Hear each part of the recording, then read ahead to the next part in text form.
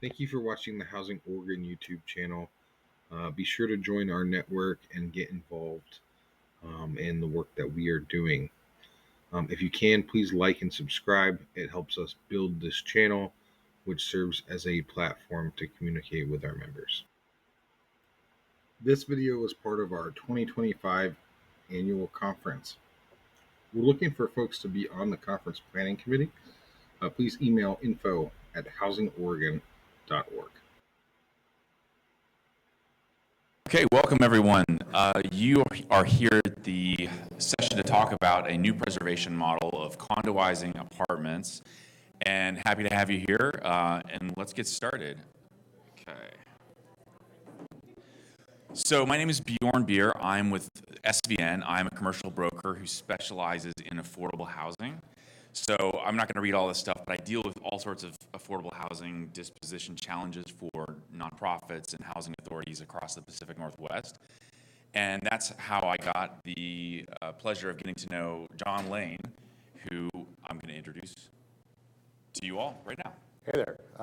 My name is John. I am the founder of Condo.Fund. We are a for-profit organization, kind of foreign in this community, but we do a lot of public partnerships, public-private partnerships, organizations like REACH and Tacoma Network, and we're doing some stuff with, we're trying to do some stuff with Dev Northwest. We work, our whole goal is to create 80% AMI condos so that people can migrate from renting into first-time homeowners. And we provide down payment assistance and a whole bunch of other stuff. So, yeah.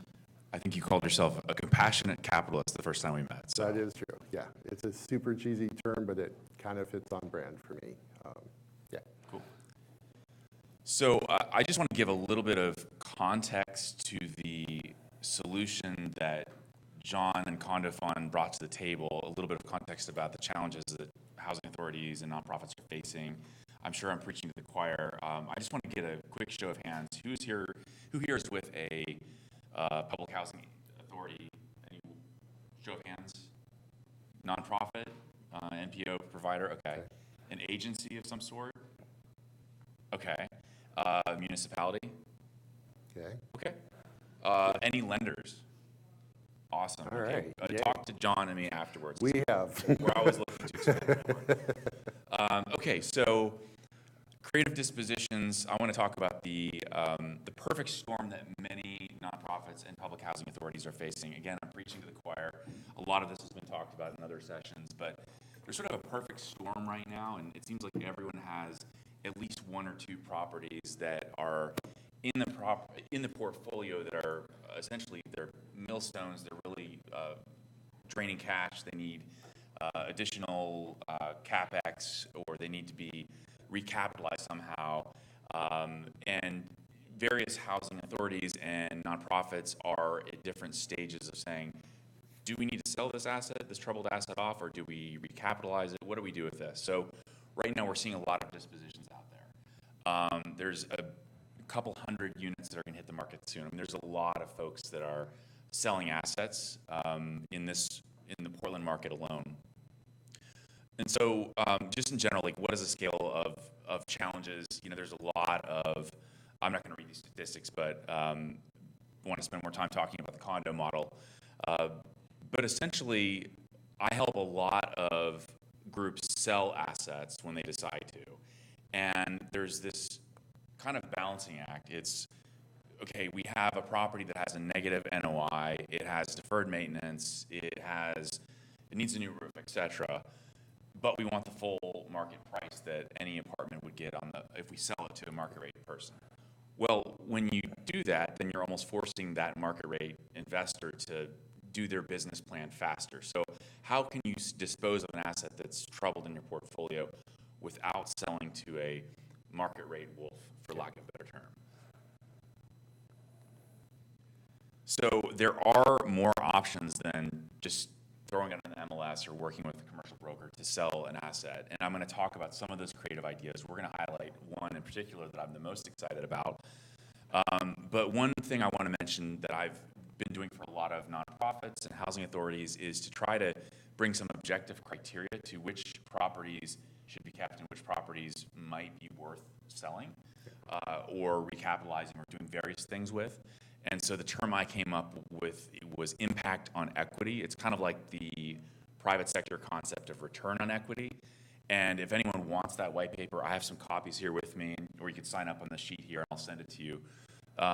But I think it's a really good concept that helps rationalize, there's a couple different ways to measure it. Affordable units over equity, or the total difference between market rents and AMI rents over the equity in the property. There's a couple different ways to calculate it, but I've been using this metric to help nonprofits talk to their boards about, hey, this is an asset that I know we're in the business of building more affordable housing assets or maintaining them, but this one we really ought to sell because it will help recapitalize other projects that can make a bigger impact, or it'll help us build a new 100-unit LIHTC development, for example. So I really see myself more of a consultant than a broker. So, how do you dispose of a property when you reach that point? We got to get rid of this property. It's a millstone to the whole portfolio, but we don't want to sell it to some market rate investor.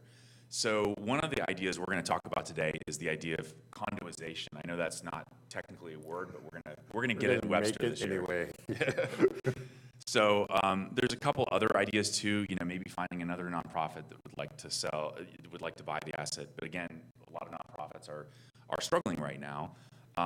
Joint ventures, seller carry is one that I would point out and give that free advice to everyone. When you put a deed restriction, I'm talking some properties have deed restrictions, obviously, and some are unencumbered. They might be naturally occurring affordable housing, or they might be in a legacy portfolio where they're just kept at 80% AMI and there's no LIHTC restrictions, for example. So if you were to sell with seller carry, you can actually put in strong language and affordability criteria for a buyer's business plan in the promissory note in the seller carry. So you can actually, without doing a deed restriction, which might tank the value of the property that you'll get when you sell, you could use seller carry or maybe stay in equity in the deal and participate in that buyer's business plan. Some groups just have to sell and get the cash, so they don't want to do that, but that's one thing that we're seeing that could be helpful. Gives enormous control to the nonprofit. That piece of it enables you to be very prescriptive of what are the CC&Rs going to look like, what are the HOA docs, that the entire encumbrance, our agreement, and I'm skipping ahead, but our agreement with Reach on the Laurelhurst building was very prescriptive on how the mechanics of that transaction was going to look, and they put it all in the deal memo. So seller carry is a strong, we strongly encourage that because it gives your organizations a lot more control. And additional income as well, because you effectively are the bank. So it protects you from the market rate wolves. Yeah, right? Exactly. I mean, we know they're out there. Yeah, and we have a case study to talk about today where we had a disposition that John actually was the winning buyer, and we're going to take you through that story from the perspective of the nonprofit seller and, of course, the buyer that condoized these units. Okay, so this is the case study. So this is the Laurelhurst property, 23 units in the Laurelhurst neighborhood. It's over 100 years old. We didn't know it at the time, but it needed new plumbing. Too soon. Okay. Needed a new roof and possibly a seismic retrofit. It was on the URM list.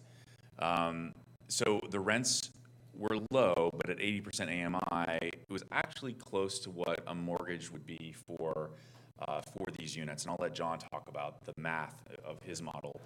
But here's the thing, the NOI was actually negative. The net operating income on the property was negative, and that's in the commercial real estate world, that's how you value a property.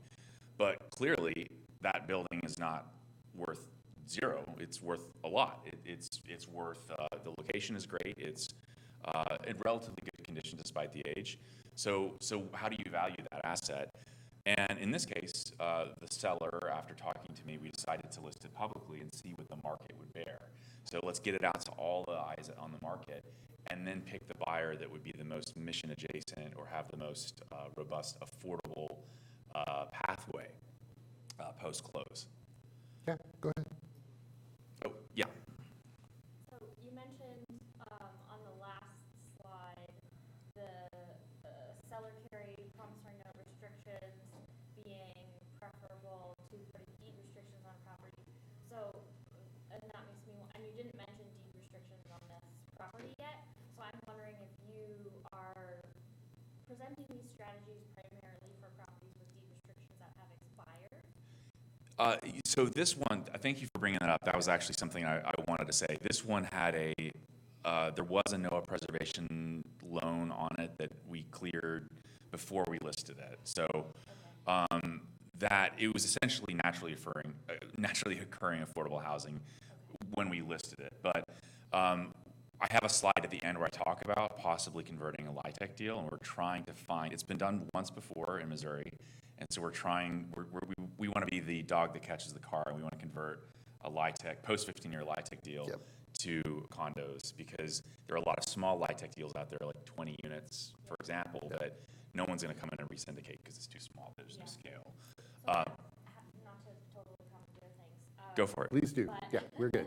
Have you used any of those strategies on that slide on properties that have active deed restrictions? With this model, not yet. Yeah. We were under contract with a LIHTC deal about a month ago, but the seller wasn't patient enough to go through the process of approvals, and we needed more time than they would allow. So that's kind of the next phase. We want to go in that direction, and in that case, we need nonprofit partners to probably stay in the deal with us.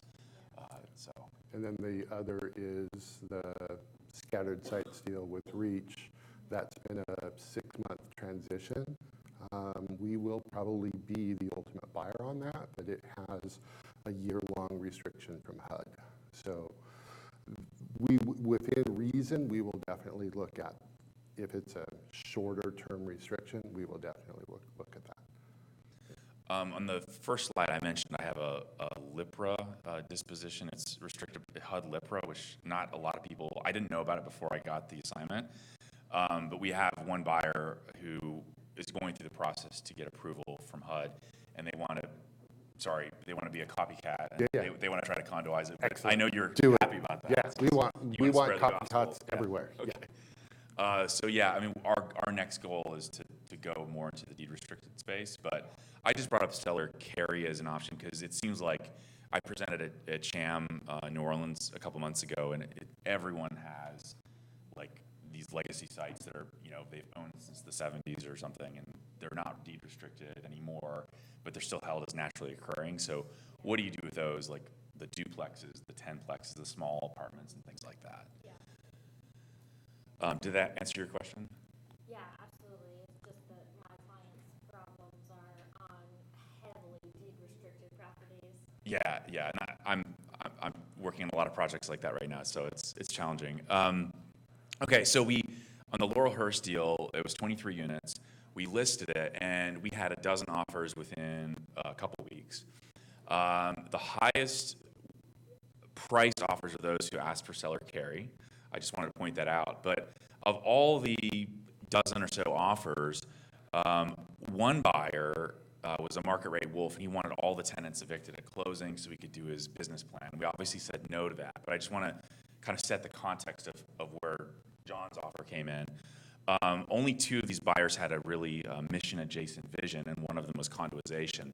So that's the route we went with. So the solution in this asset was to condoize these units and sell them as first-time homeowner opportunities. So that's where John entered the stage. So John, maybe kind of walk us through, like, what was the process of acquiring it like? You raised the capital overnight, which you need for the roof and plumbing and all the repairs that you're doing. Kind of walk us through what you've done so far on the asset and the plan. So Bjorn's the natural talker. I'm the introvert. So bear with me. So we got this thing into contract in June, and we closed in December, right? It is a very long close. from our perspective, we generally close things in 2 months, month and a half, 6 weeks, right? So we're used to moving much faster, but because of what was going on with Reach, we had to do it very carefully, very delicately. It took about 6 months to do that transaction. Once they were ready, we went out to private capital. We raised on this, what's called a syndication. Anybody know what a syndication is? Okay, great. So we did a syndication. We raised 1.7 in a matter of a couple of weeks. I don't know where to start. I've been in this real estate world I bought my first house when I was 19. I'm 57. I'm super passionate about, like, I was able to enjoy almost 40 years of compound interest. It was an accident for me, but I've seen what that's done to my life, and I'm super passionate about helping other people, young people, 20-year-olds, 25-year-olds, get into their first home. When we saw this, I'm scouring LoopNet like I do every day. I saw this, and like, that's perfect. And my comment to Margaret was, this is the perfect experiment. All the units are identical, right? 23 units, bathrooms in the same place, kitchens in the same place. The whole floor plan is identical. So from a construction standpoint, that's very easy to manage. The systems we knew needed to be gutted. We did not expect to spend $150 on plumbing and another $150 on electrical and another $500,000 on a roof. Like, that's a big, we bought are we allowed to say the price? Probably not. Okay. We bought the building for a good price, but we put $2 million into reno. Like, the building was disheveled. It was in rough shape, and it was. And that's a key. 40% occupied. Yeah, it was maybe half occupied, and Reach was using it as sort of a flexible site where if there's a plumbing leak in another building and they have to put someone relocate someone temporarily. So it was sort of like used to help reposition current residents in their portfolio if they ever had to move temporarily out of a unit. So it made the conversion a little bit easier. I think you were 80% done with the conversion. We're just waiting for the roof to be approved by the city. Yep. If anyone knows anyone in the permitting office. Please. One thing to point out was that this is private capital being raised, and the investors are getting a modest return. Not as it's not like a regular apartment syndication. The goal is these are all impact investors. Yeah. They know they're not going to be making. It's still a decent return, but it's not like. Our investors are making 1.18, right? So you put in $100,000 as an investment, you should expect to get 1.18 equity multiple. You put in 100, you get $18,000 back, right? That's kind of how the math works from our investment side. This one is 18 months. It may take, we build it as a 24 just to be safe. We're 9 months in and we're 80% done. So we tell our investors 18 to 24, and then we produce, and we'll probably be selling units in 2 months, within a year. Within a year from start to finish, will be sellable.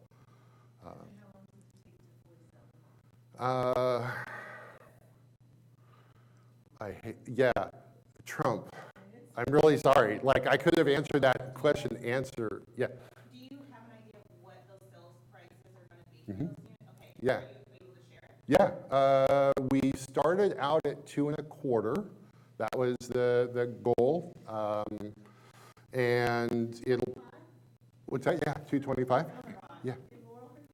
Yeah. See, right? Yeah, the moment we put it for listing, we've already had, we're working a lot with Reach. Reach is already migrating some of their current residents over to us.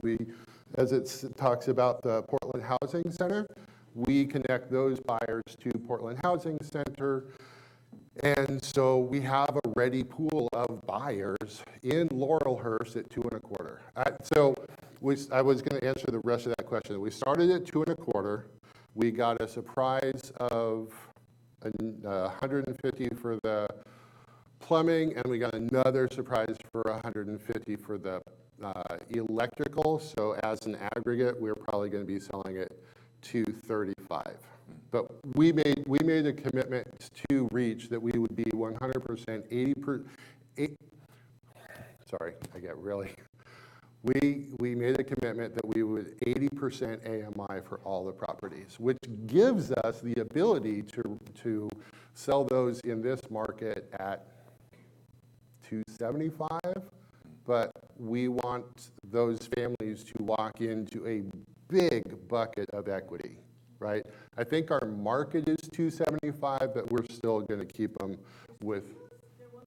They're all one bedrooms. Yeah, yep, yeah. But our goal is to keep the families who are coming in with a big $30,000, $40,000 of equity the day they walk in.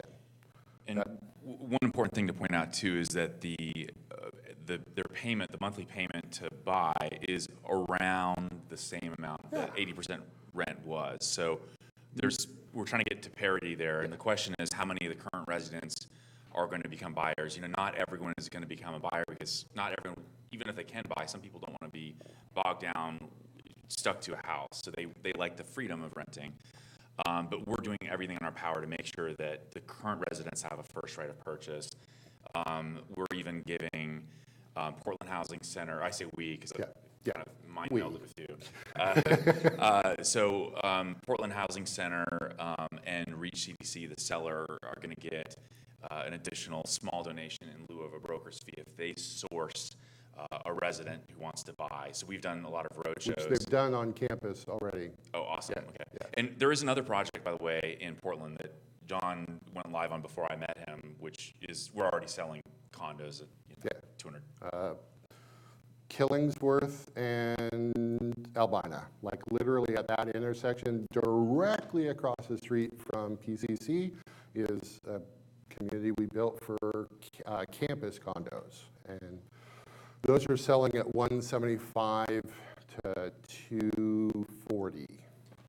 I have a picture of that at the end. There was a question back there, and then I'll get to you next. Sorry. How are you achieving your affordability goals? Good question. And is there an ongoing way to maintain the affordability, or is that, how does that work? Yeah, so I'll let John answer that after I just say one thing. So this one, we did not do, we're not taking any public monies on this one, so it's all private capital. Yeah, and that's, yeah, so we You don't. guys need the private capital. We do not, right? That's the whole point of the 1.7. Yeah. Right? We're leaving those buckets for you guys. We're not crowding out, so we haven't taken public money to put a new roof and seismic retrofitting on a 1900 building. That money is better spent elsewhere, we believe.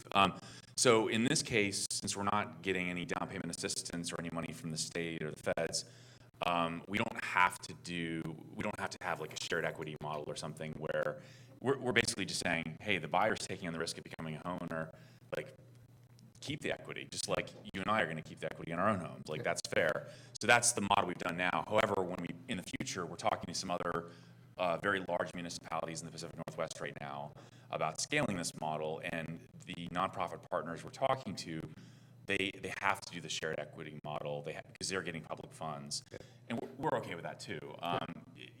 It's all of the above, both and. We want to just throw everything we can at the idea. So. Yeah. And you got a question too? Oh, I need to let you answer that too. Sorry. Go ahead. For condominium, often the HOA kind of get away for affordability for clients because it does add it into their debt to income ratios that I'm speaking with a lender. Yeah. So what's the HOAs going to be, and what are they being covered, and Sure. will that be owner managed, or is it going to be a third party managed? Yeah, I remember that question yesterday in the session. Yep. So I'm glad we brought that up. So I'll let John answer the HOA question, and then circle back to the affordability question too, as well. So I'm super glad you asked the question, and I'm going to try to paraphrase it. You're asking, from a lender's perspective, you got water, sewer, garbage, HOA all compressed into the debt, DTI, debt to income ratio, right? And so you're saying sometimes the HOA is so expensive that it dequalifies a potential buyer. We've fixed that problem.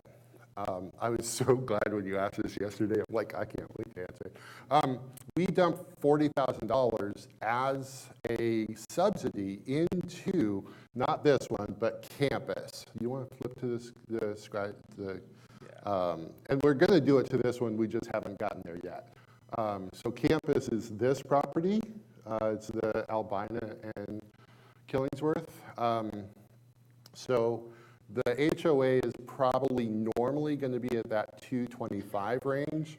We hyper-funded the HOA, so beginning for the first 2 years, the HOA is like $113, $114, $118. Yeah, we overfunded it because of that exact problem. We really trying to make it more affordable for that first time. Give me a 25-year-old who is trying to afford college and a mortgage, right? So we're trying to compress that HOA cost down to, I mean, we got the bill for the Comcast bill is $12 a month for the families that live in this building. Like we through our entire supply chain, even corporate, we've really negotiated all the prices down to the barest possible minimum. One thing I wanted to point out too on campus condos, one of your buyers was, we're talking about first-time home buyers because there is, that a starter home in Portland is almost $600,000 now, right? So we've basically brought back the starter home in a way. But interestingly enough, one of your buyers in campus was an elderly woman who wanted to live near her grandkids, but 72 years old. She was living in the middle of nowhere because she couldn't afford to live in Portland. Yeah.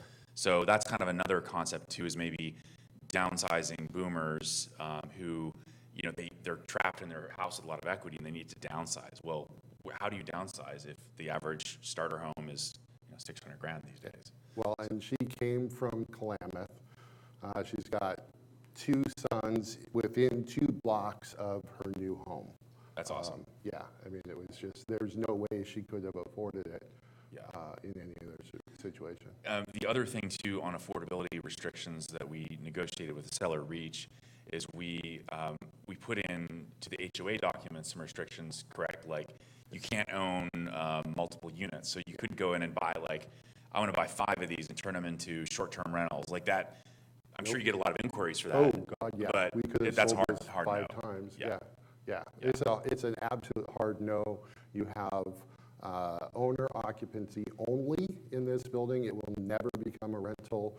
If we do, because of FHA requirements, we had to build in a pathway so that they could rent it if they wanted to. Their only pathway to rental, they have to own 1 unit, buy a second unit, and then rent this one in the same building, right? So we made it very restrictive for this to ever become an income generating process. We don't want it to ever be another landlord building. Yeah. Go. Go ahead. Yeah. Okay, great. So is there a rent cap in that building then to further restrict the number of rentals in that? There's no rentals. Yeah. So if unit A decides, oh, this is a pretty good deal, I'm going to buy unit B, they have to move into unit B, rent here, and that's only we're only allowing two families to do that in the building. Gotcha. So there is that rent. Yeah. Okay, Yep. gotcha. Yeah. And then follow-up question on the HOA. What exactly would the HOA cover? You said water and sewer. Water, sewer, garbage, outside electricity, and all maintenance, common, and the Comcast internet. So all of that covers for like 100 and, depending upon which unit, 117 to like 140. But also future CapEx too, because you guys are doing Yeah. a reserve study and you're drastically pre-funding the HOA too, because that's the thing, like first-time home Yeah. buyers doing an HOA for the first time. Yeah. Like it's not easy, yeah. And I think somebody, and I don't remember who, asked about professional management. So my wife and I have been living in the same condo development for 25 years. We have a professional management managing ours. We hired the same firm to go manage because these are young people, young families. They don't necessarily know how to manage a condo association. So we bring in the same company that manages our condo to manage this one for like $250 a month. They do 100% of the management and the accounting. Another question. Yeah, so on the HOA, so basically you're capitalizing an operating reserve to pay a portion of the common area expenses so that people, when they come in, they only have to pay $100. But after, so you're capitalizing an operating, so in your budget, your investors. It's called a reserve study, operating budget and reserve study. Yeah, yeah. You don't have to tell me the reserve study. Okay. But when your construction budget for your redoing the roof, you're redoing the plumbing, you're also capitalizing you're capitalizing your reserves. Yes, Very yep, healthy, so you're using that to subsidize people's HOAs. yep, For yeah. 2 years? For the first 2 years. It'll go up, it'll probably normalize in the 2.25 range. It's a straight brick building, right? Windows are all done, windows are all new, roof is done, I'm talking about,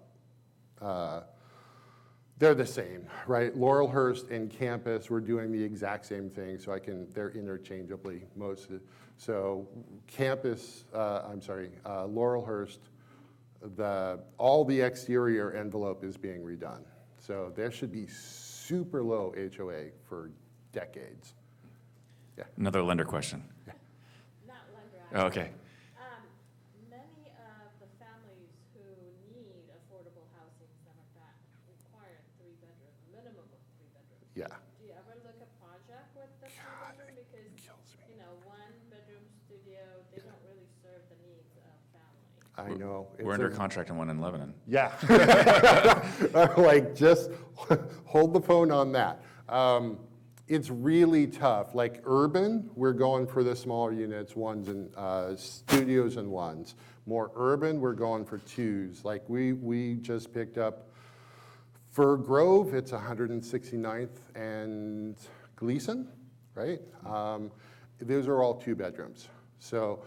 And that was a market rate, so. And that was a market Yeah, rate deal. so CondoFund's taking down market rate deals, which is really important to point out. Yeah, yeah.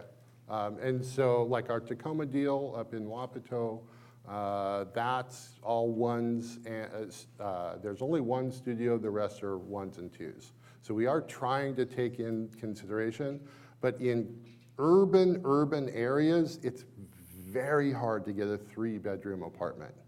They just don't go on the market. So we can't buy buildings with 2 and 3 bedrooms very easily. So you don't have, I used to be an architect before I was a Okay. lender. Yeah. Do you ever consider combining 2 units into one? Sure, absolutely, yeah, 2-bedroom, yeah. Yeah, Yeah. yeah. Yeah, it's a cost issue, right? We're trying to keep affordable. Anytime we move a wall, it's $10,000. And that gets passed on to the buyer. So we try really hard not to move walls if we can. Okay. Shannon, Oh, yeah, go ahead. So I'm thinking some more about this dispersed site acquisition, like single-family homes. Mhm. Because there are a couple opportunities around the state. And so I guess I'm wondering, is it a similar model for your investors? Yeah. How's that work? So there's, I'm going to lean up for a little bit. Let's take Reach's example. They've got their scattered sites, right? There's 85 units. There's about 30 single-family res, another 20 to 30 units in small multifamily, right? Those condoize beautifully. If I had my druthers, I'd buy every fourplex in the state and convert them into shared wall agreements, because that's a $5,000 expense, it's really inexpensive to do a shared wall agreement on a fourplex. So, I mean, that's, in the best possible solution, that's what I would do. Yeah, So if I get to follow up. yeah. So in that scenario, you're not going to be introducing a property management company doing this? Sure we would. Well, you don't have to do a reserve study, right? But because, first off, property management isn't very expensive, right? $250 a month to manage a 15-unit complex. So absolutely build into the cost, right? These are young kids. They need help. They need oversight. 20-year-olds should not, they shouldn't have to make that many big decisions. Somebody should shepherd them. So I would definitely get a HOA management firm to do that. Yeah. Yeah. Just that piggyback on yesterday, where does that defect liability land? Oh, God. That's a good question. So on our first building, campus, we're spending $27,000 for what is commonly known as condo defect law, 10 years, right? Our newest property, Laurelhurst, we're struggling to get insurance at $150,000. Like, it is a shocking sea change in expense. That's Sufficient to cover any projected liabilities. There's no third party or your investors or whatever, condo. well, and the other part, okay, so campus, 15 units, Laurelhurst, 23 units. So it's really only 50% bigger. You'd expect 50% more insurance. It's literally 6 times more expensive.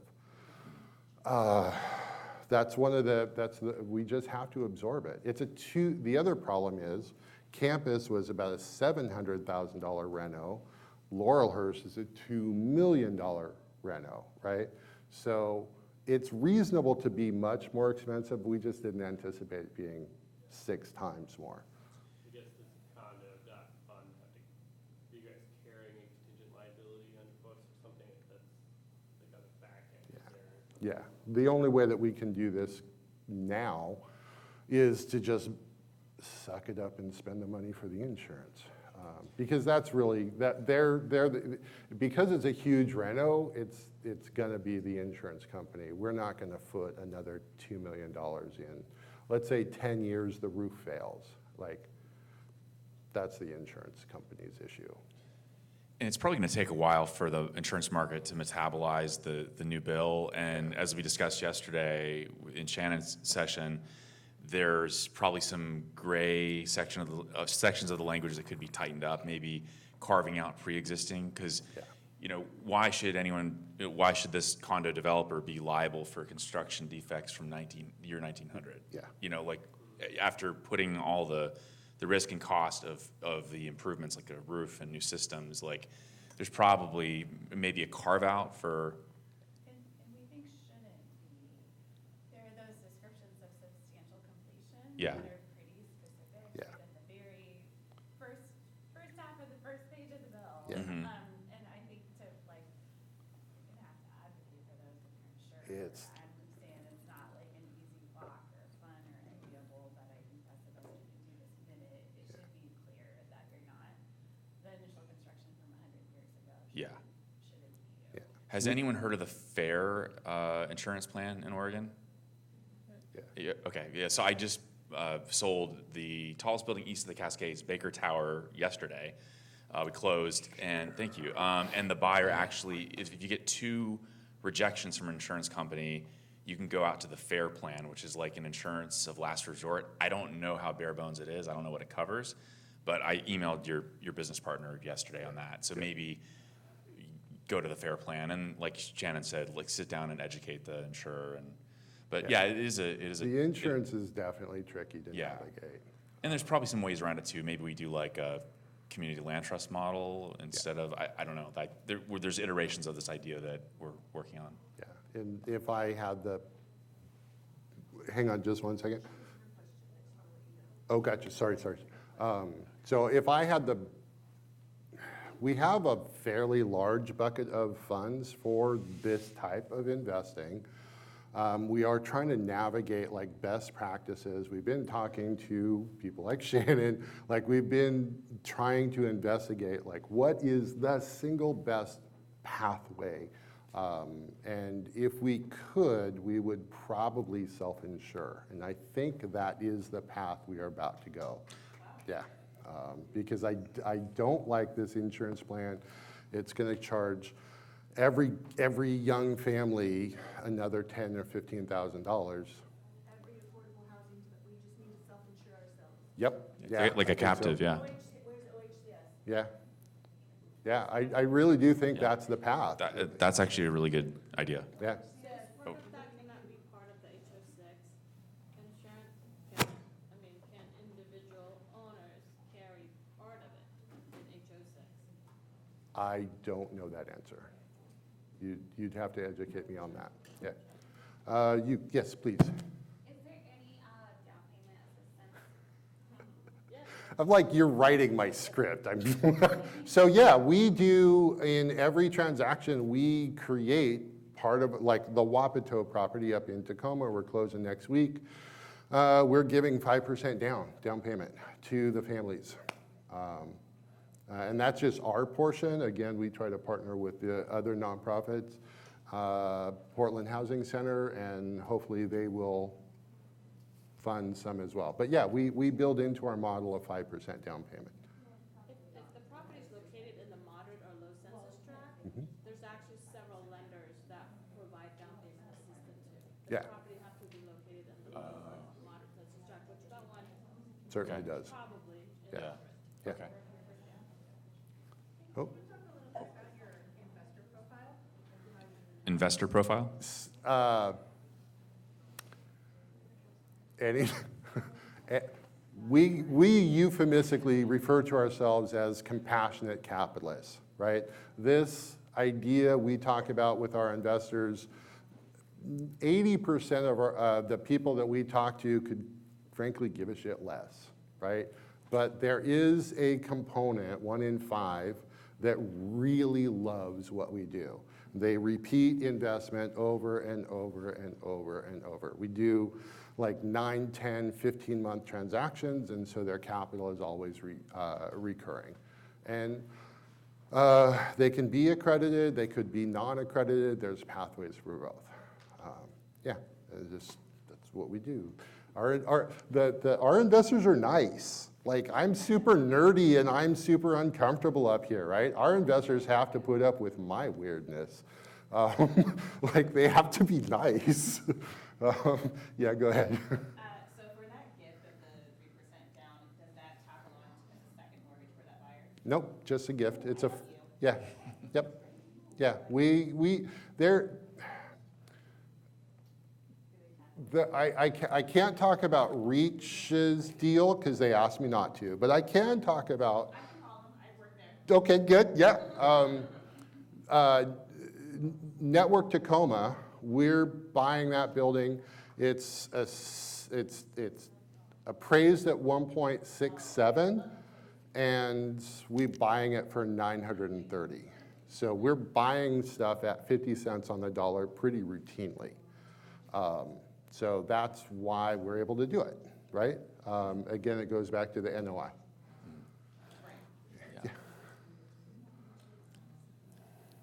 Let's see. And there was another question out there, I thought. I saw a hand, maybe. I was imagining it. Okay, so we talked about kind of the partnership we put together with, Portland Housing Center, Reach, CondoFund. So as we try to turbocharge and scale the model, where I was looking for more nonprofit partners and folks we can work with, but the secret sauce is getting folks that are doing down payment assistance and first-time home buyer assistance to help source residents, and then nonprofit or a market rate seller who wants to do something mission adjacent, and then obviously the private capital. So do we want to talk about kind of how we're thinking about scaling the model, like the debt fund? Is that something you want to talk about, or do you want to keep that to yourself? Yeah, okay, so we're creating what is commonly referred to as a first position debt fund, right? So it makes all of our investors the owners in the building with us, right? First position lien, the biggest barrier to this entire, in my opinion, the biggest barrier in the affordable housing space are the banks, right? I think they're very difficult to work with, especially for a cash-constrained organization. So we're creating a first position debt fund. All of our investors are becoming owners in the assets. That allows us to keep our prices low. We don't have to satisfy a bank's mortgage. Like we pay 12% interest rates to our banks, and they suck. So yeah, the banks hate our business model. And so we're creating this debt fund, and Yeah, they hate it because you're basically, you're going to be done being a customer in 2 years, Yeah. right? So it's basically like partial lien release with each condo you sell off. yeah, So it's just, that's the challenge. Yeah. But it also makes It's difficult. It makes the investment attractive to investors because they're also getting, there's liquidity events Well, when you're- throughout that hold. Whereas when an you're- apartment investment, you hold it for 10 years maybe. Yeah, when you're buying old disheveled buildings, Laurelhurst at 40% occupancy, Wapato at literally 0 occupancy. Lenders will not lend on that stuff. I mean, it's been really tough. And so that's why we go back to the owner carry scenario, because that gives us a lot more latitude. It gives you guys a lot more control. So lots of options there.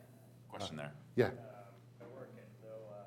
If somebody would let it, might be us, so we can talk. But I'm curious about the liability still, so I'll talk to you guys afterwards. But Yeah. Yeah. Yeah. you emailed me, so.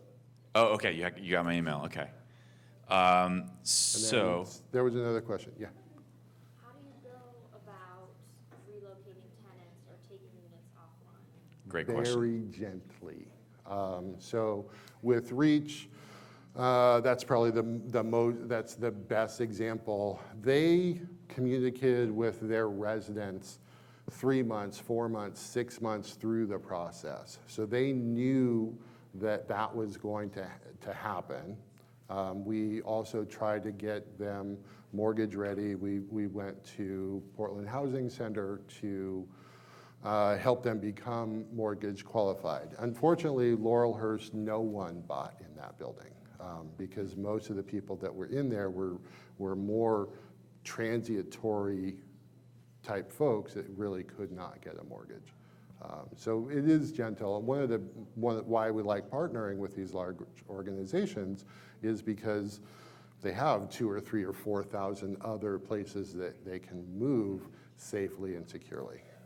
And as we scale the model, there's probably another iteration of this too, where maybe you sell off, half the condos, but some could be Kept as a rent to own rented or something forever. like that, where Yeah. you are renting, but maybe you're accruing a little bit of equity that's held on kind of a balance sheet somewhere, and then when they move out, they have some equity. And there's probably a way to do it with where the nonprofit stays in the capital stack as well. So there's some creativity there. Yeah. We want the nonprofits to stay in the cap stack with us. Yeah. Like, that's the best case scenario. Reach is a partner once we get the Rose City deal done, Reach will be a partner in that transaction, right? And we want our communities to be investors with us so that we're not beholden to federal funds. Yeah. I'm curious what you think of these two options is a better model for taking units offline at deeply troubled properties with negative NOI. There's kind of two models that I'm considering for these kinds of assets that generally have low occupancy rates already. Yeah. One is combine natural attrition with some encouragement to move on and take units offline slowly. And then another model would be, preparing what you've described, preparing residents Yeah. a few months in advance, and then saying it's time to go. Yeah. Well, Reach is giving them Providing them with 2 that. years. That's a long time. I mean, it really That's is. longer It's than, huge. like, these properties that I have in mind have because their NOI is Does the seller have the ability to relocate tenants to other properties, or they have a smaller portfolio? That would be my question. Could be either Okay. way. Okay, yeah.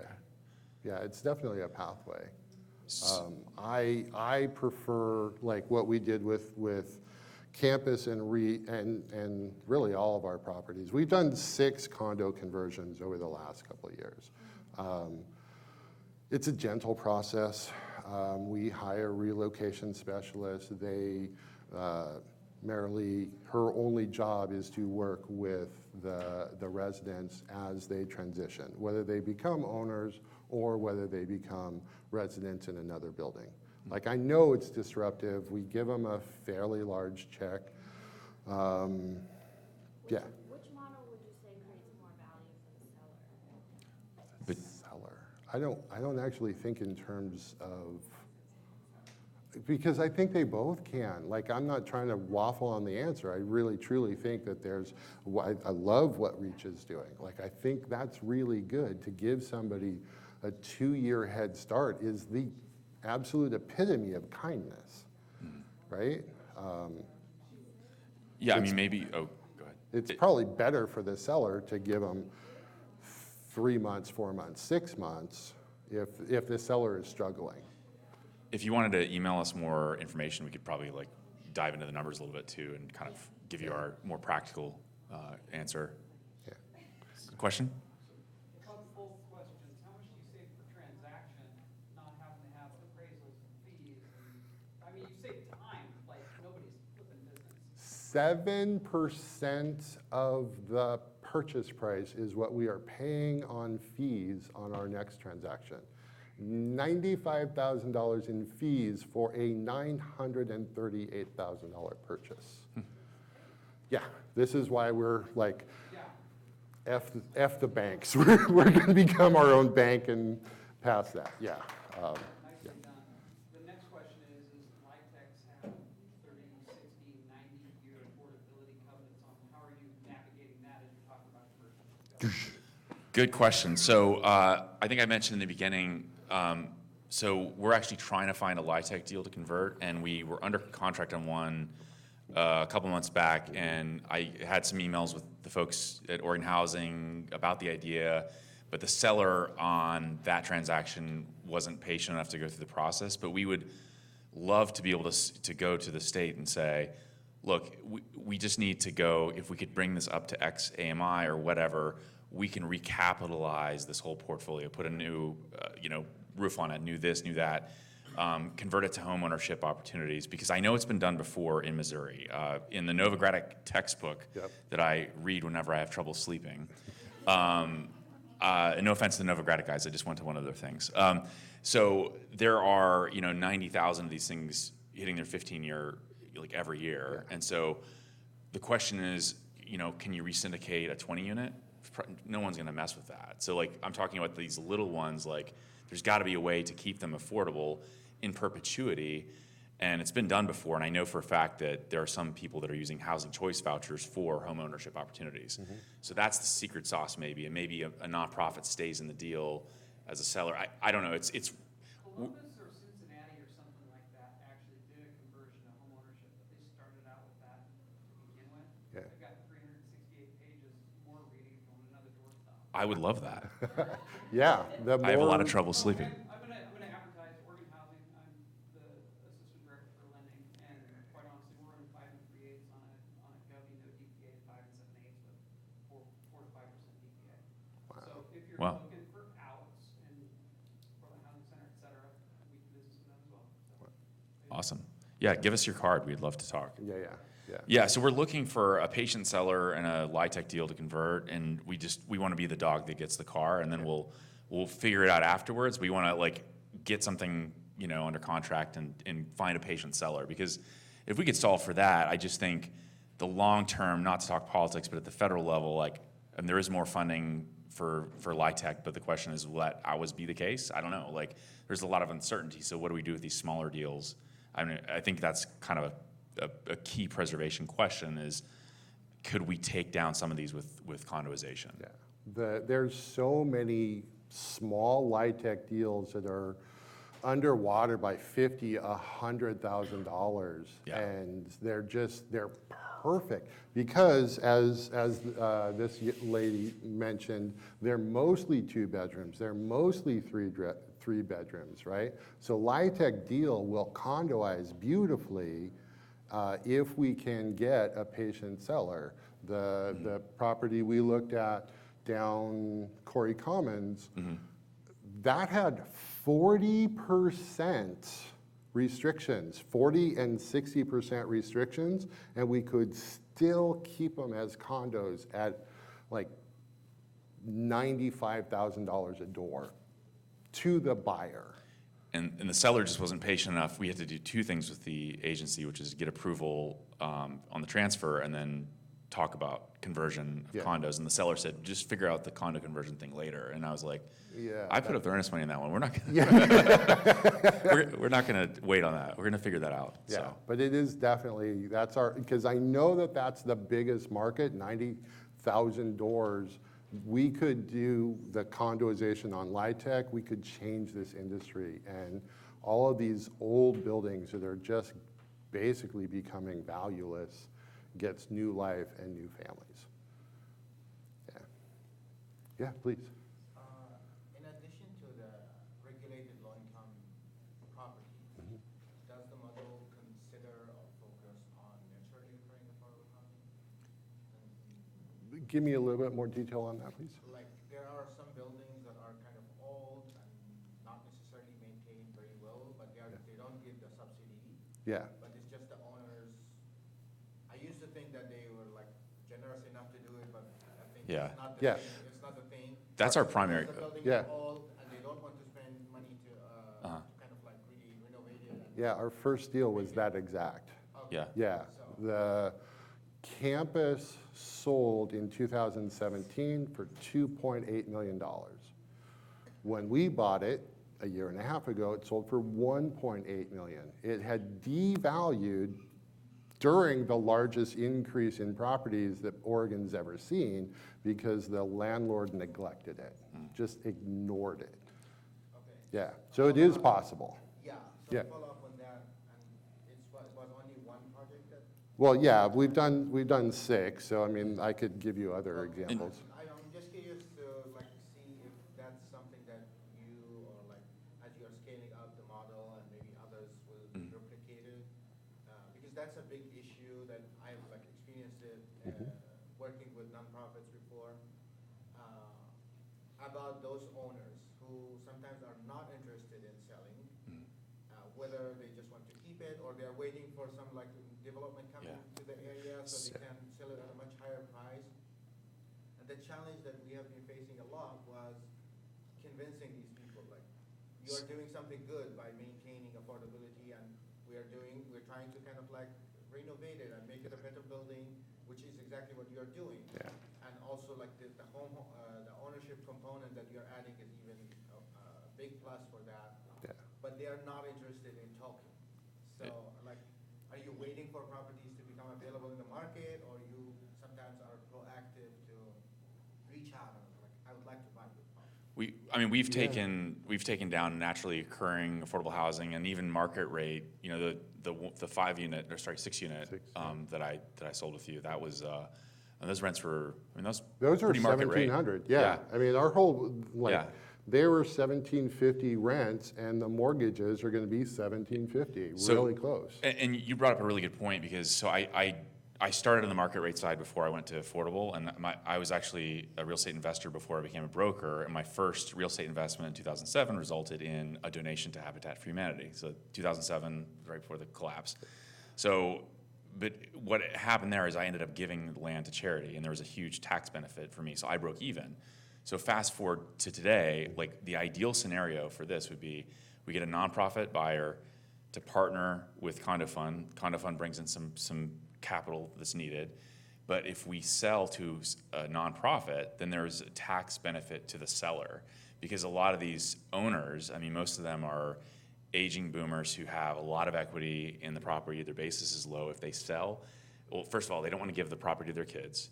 Or maybe they do, maybe they don't. Kids don't want it. Kids don't want it. And so like what are they going to do with that tax hit? Well, if they sell on seller carry to a nonprofit, if we get an appraisal here and the purchase price at a cash value is here, it's completely legal, but there's a huge consideration of donating equity to charity. I mean, it happens a lot, actually. A lot of housing authorities will get properties that were some donated equity, and everyone wins. So I think we're going to see a lot more deals like that in the future.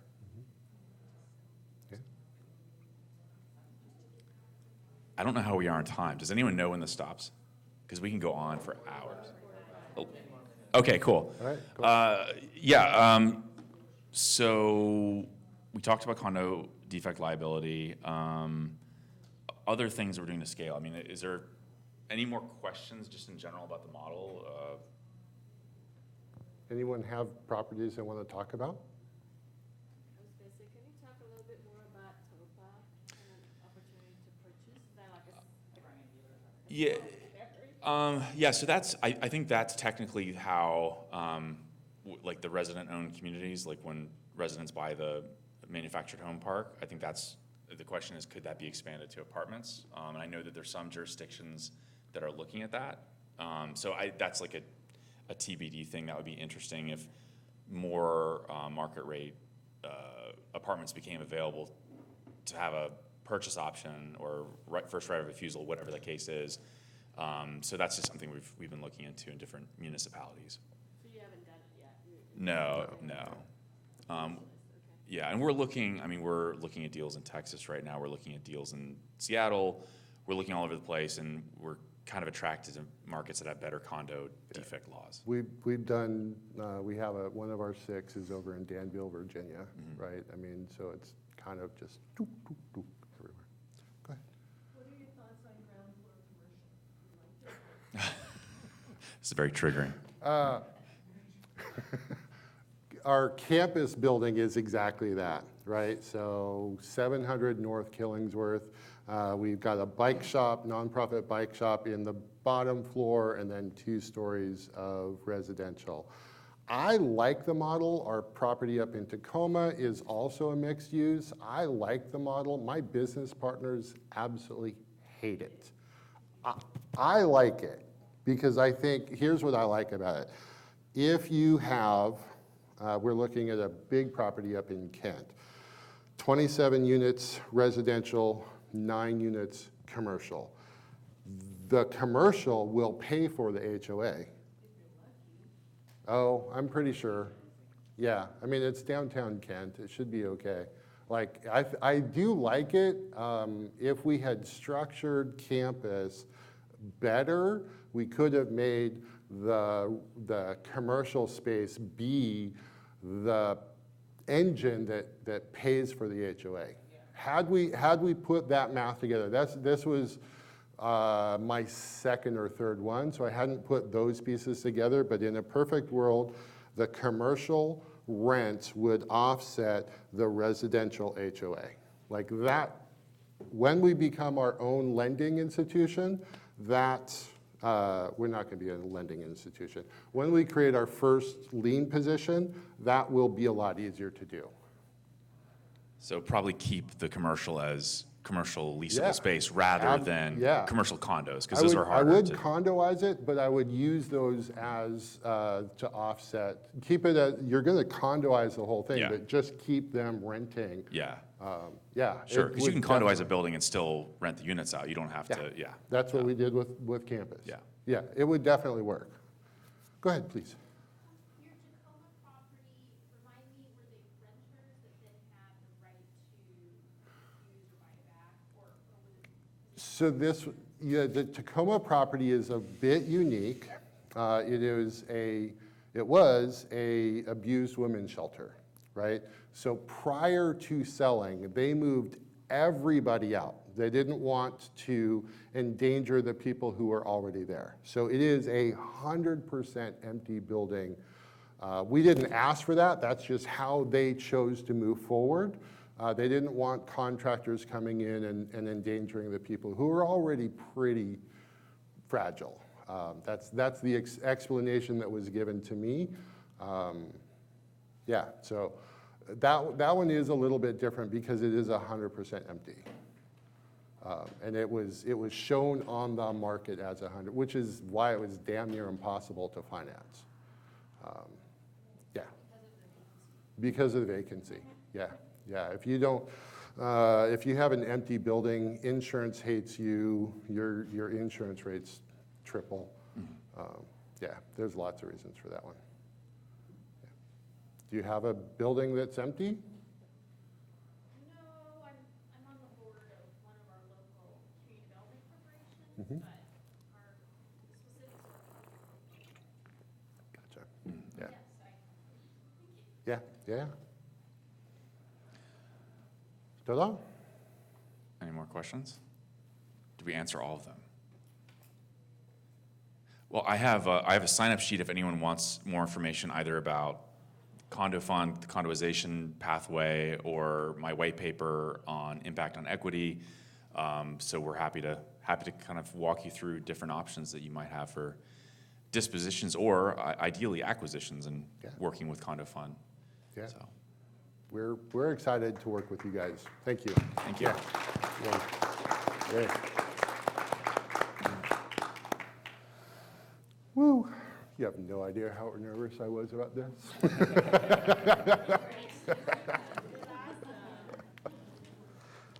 I am a spreadsheet monkey as a profession. There was a slide that has to be in it, right? Yeah. If I just send you an email instead of. The dead tree version. Thank you.